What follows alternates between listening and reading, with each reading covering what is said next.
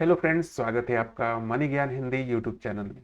अगर आप भी टाटा में विश्वास रखते हैं, टाटा कंपनी में विश्वास रखते हैं, तो टाटा का एक म्यूचुअल फंड आपको आज मैं बताने वाला हूं, जो वन टाइम इन्वेस्टमेंट प्लान है और इसमें आप इन्वेस्ट करके एक अच्छा रिटर्न पा सकते हैं। और टाटा पे भरोसा है तो जरूर आपको ये फंड जो है वो पसंद आएगा। तो चलिए वीडियो की शुरुआत करते हैं। उससे पहले अगर आपने हमारे चैनल को सब्सक्राइब नहीं किया, सब्सक्राइब कर लीजिए, साथ साथ बेल आइकन दबा दीजिए, जिससे कि आगे आने वाली सभी वीडियोज की जानकारी आपको मिल जाए। अब ये जो फंड है इसका नाम है Tata digital India fund direct growth. जैसा कि आपको नाम से ही लग रहा है कि डिजिटल इंडिया मतलब कि टेक्नोलॉजी से रिलेटेड ये फंड होगा, यानी आईटी सेक्टर से रिलेटेड होगा। डिजिटल इंडिया वही काम करती है, जो आईटी सेक्टर वाली चीजें होती है वो इसमें आ जाएगा, नाम से ही पता चल रहा है। अब आगे बढ़ते हैं। अब इसका पहले रिटर्न जान लेते हैं कि कितना क्या रिटर्न, और हम लोग जो इन्वेस्ट करेंगे इसमें कैलकुलेशन करें बहुत ही मिनिमम अमाउंट से करेंगे कि बहुत कम अमाउंट से कितना आपको रिटर्न मिल सकता है। देखिए, ये जो फंड है इसका रिटर्न की बात करें तो ऑल टाइम रिटर्न अभी तक का रिटर्न इसका देखा जाए तो 19.05% का इसने दिया है। और फ्यूचर में बढ़ भी सकता है, क्योंकि लास्ट के 5 सालों में 22.95 का भी दिया है, लास्ट के 3 सालों में 38.11% का भी दिया है, और लास्ट के 1 ईयर में यहाँ पे देख सकते हैं कि ये जो रिटर्न है वो निगेटिव, वो भी कम सम नहीं, बहुत ज्यादा निगेटिव दिया है, -16.86% का निगेटिव। इसके बाद फिर लास्ट के 6 मंथ में इसने बहुत अच्छे से रिकवर किया, और ये जो चीजें हैं वो इसने कर लिया, 5.05% का इसने रिटर्न पॉजिटिव में दिया। अब इसके कुछ रूल्स की बात कर लें तो अगर आप इन्वेस्ट करना चाहते हैं तो 150 रुपए मिनिमम एसआईपी से आपको करना पड़ेगा, मंथली इन्वेस्टमेंट करना होगा। और अगर आप चाहते हैं कि नहीं एक बार हम इन्वेस्ट करके छोड़ दें, तो मिनिमम आपको जो है 5,000 से ये इन्वेस्टमेंट स्टार्ट करना पड़ेगा। अब यहां देख लीजिए आप, 6,765 करोड़ का इसमें अभी तक पैसे जमा हो चुके हैं, लोगों ने इतने पैसे इसमें जमा कर दिए हैं। तो एक भरोसा तो टाटा के नाम के प्रति है ही लोगों का, इस कारण इतने पैसे इसमें इन्वेस्ट होते हैं। अब चलते हैं इसके होल्डिंग्स पे। जैसा कि मैंने पहले बताया था, ये टेक्नोलॉजी से रिलेटेड फंड है, तो आईटी सेक्टर वाले इसमें सारे इन्वॉल्व होंगे। तो अब देखिए, इसके जो टॉप जो फंडिंग होते हैं, जो होल्डिंग्स हैं, जिसमें सबसे ज्यादा ये पैसे इन्वेस्ट करता है आपके पैसे को लेके, वो है Infosys, TCS, HCL, LTI Mindtree, Bharti Airtel, Tech Mahindra और विप्रो। ये 5-6 कंपनी ऐसी है जिसमें सबसे ज्यादा इसके पैसे लगते हैं। तो आप इन कंपनियों को देख के ज्यूम कर सकते हैं कि अच्छा रिटर्न आपको मिल सकता है। बट कुछ नेगेटिव पॉइंट भी है इस फंड के, वो भी मैं आपको डिस्कस करूंगा, लास्ट तक आप वीडियो में बने रहिएगा। अब पहले कैलकुलेट कर लेते हैं। जैसा कि आपने देखा 19-20% का इसने रिटर्न दिया है, और आईटी सेक्टर में ग्रोथ की संभावना बहुत है अभी इंडिया में, तो ये हम लोग 21% एज्यूम करके चलते हैं, 21% हमें रिटर्न ओवरऑल मिलेगा। तो फर्स्ट 5 साल की बात करें, सिर्फ 5 साल के इन्वेस्ट करते हैं, और इन्वेस्ट बहुत कम, मात्र हम लोग इन्वेस्ट करने वाले हैं 35,000, एक बार इन्वेस्टमेंट करके छोड़ देते हैं।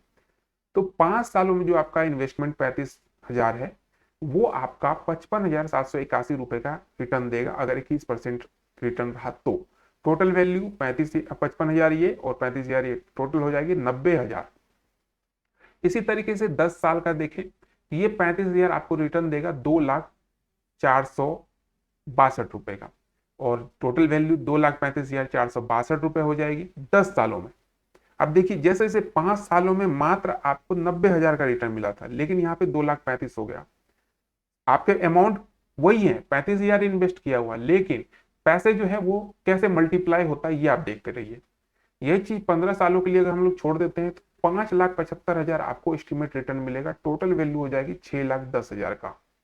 और यहाँ पे अगर 20 साल तक रुक जाते हैं आप, तो 15,49,000 का आपको एस्टिमेट रिटर्न मिलेगा, और टोटल वैल्यू हो जाएगी लगभग 16 लाख के आसपास। देख सकते हैं आप, 15,84,000 के आसपास का आपको रिटर्न यहाँ मिलेगा। 21% अगर रहा तो हो सकता है ये डाउन भी हो जाए, हो सकता है अब भी हो जाए, उसको भी हम लोग देखेंगे। अब चलिए चलते हैं 25 सालों में। 25 साल में आपका 35,000 40 लाख का रिटर्न देने वाला है। आप यहाँ देख सकते हैं एस्टिमेट रिटर्न 40 लाख, लगभग 41 लाख के आसपास आप मान सकते हैं। और यही चीज अगर हम लोग और थोड़ा 5 साल रुक जाते हैं, अगर आपकी एज 25-30 साल है, अभी चाहते हैं कि 60 यानी कि आप जब रिटायर करें, किसी भी वर्क में हो, प्राइवेट हो सरकारी हो, अगर आप चाहते हैं कि 55-60 की एज में आपको एक अच्छा अमाउंट मिल जाए और उस पैसे से आप अच्छे से अपने आगे की जिंदगी को कुछ अच्छे कार्यों में लगा के उस पैसे का यूटिलाइज करें, तो यहाँ पे आपको 5 साल अगर आप और रुक जाते हैं 30 सालों के लिए, तो ये पैसा 35,000 सिर्फ आपका 1 करोड़ भी बन सकता है। यहाँ आप देख सकते हैं 1,06,00,000 का रिटर्न यहाँ पे आपको देखने को मिल रहा है। तो ये थी कैलकुलेशन। अब इसमें कुछ कमी ज्यादा भी हो सकती है। अगर मान लीजिए ये 21% 22 हो जाए तो ये आपको 1 लाख 1,20,00,000 के आसपास, 25 लाख के आसपास भी पहुंच सकता है, या 1.5 करोड़ भी पहुंच सकता है। लेकिन अगर ये 20 या 18 भी हो जाए तो ये 80-70 लाख के आसपास भी पहुंच सकता है। तो ये दोनों संभावनाएं रहती है। मैं ऐसा नहीं कि आपको एकदम फिक्स कर दिया कि इतना तो मिलेगा, बिल्कुल नहीं। किसी भी फंड में, चाहे वो शेयर मार्केट हो चाहे म्यूचुअल फंड हो, यहाँ पे हमेशा एक पॉसिबिलिटी रहती है नेगेटिव और पॉजिटिव दोनों की। तो आपको दोनों चीज को देख के चलना पड़ेगा। सिर्फ किसी के कहने से ये फंड नहीं चलता है, ये चलता है मार्केट पे, और मार्केट का कोई अंदाजा किसी को नहीं होता कि कल क्या होने वाला है। ठीक है, तो ये सारी चीजें। अब इसके कुछ पॉजिटिव पॉइंट की बात कर लेते हैं। पॉजिटिव पॉइंट है इसका एक्सपेंस रेशियो, बहुत ही मिनिमम एक्सपेंस रेशियो है, मात्र 0.31% का, जो कि बहुत कम होता है आज के डेट में। नॉर्मल फंड 0.50 तो रखते ही हैं, बट ये 0.31% है, तो बहुत कम है। अब दूसरा चीज है इसका नेगेटिव पॉइंट, जो कि है ये सेक्टोरल फंड है। अब आप पूछेंगे सर सेक्टोरल फंड क्या होता है?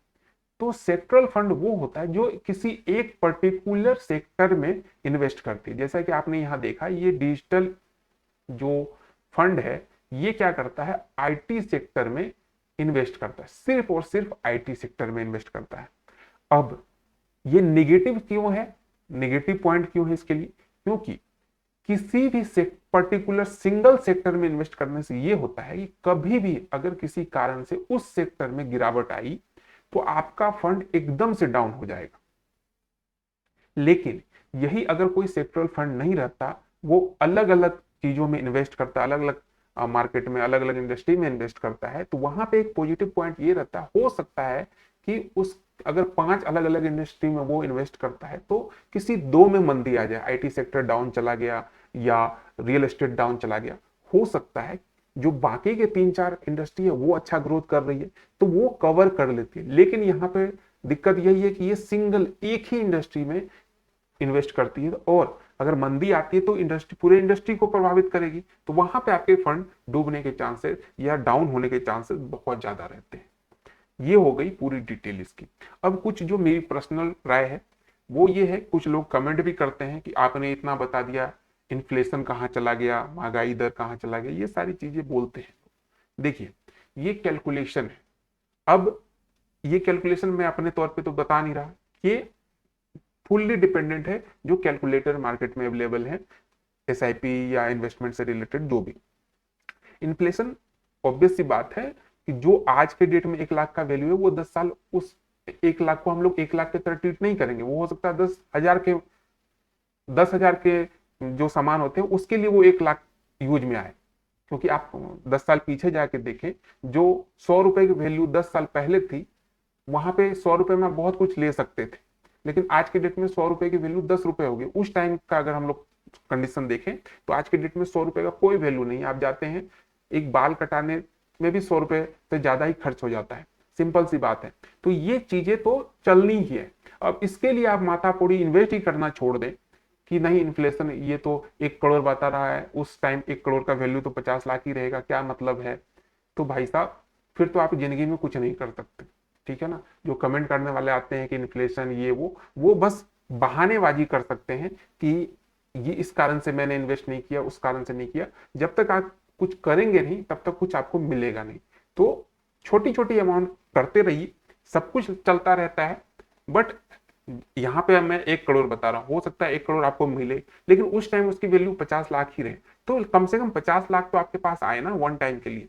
ये इस चीज को क्यों नहीं सोच रहे? आप हमेशा नेगेटिव ही क्यों सोचते हैं? तो ये थी आज के फंड के बारे में पूरी जानकारी। वीडियो कैसी लगी जरूर बताइएगा, और कोई डाउट हो, कोई क्वेश्चन हो, आप हमें कमेंट कर सकते हैं। मिलते हैं एक नए वीडियो में, तब तक के लिए स्वस्थ रहे, मस्त रहे और इन्वेस्टमेंट करते रहे। जय हिंद दोस्तों।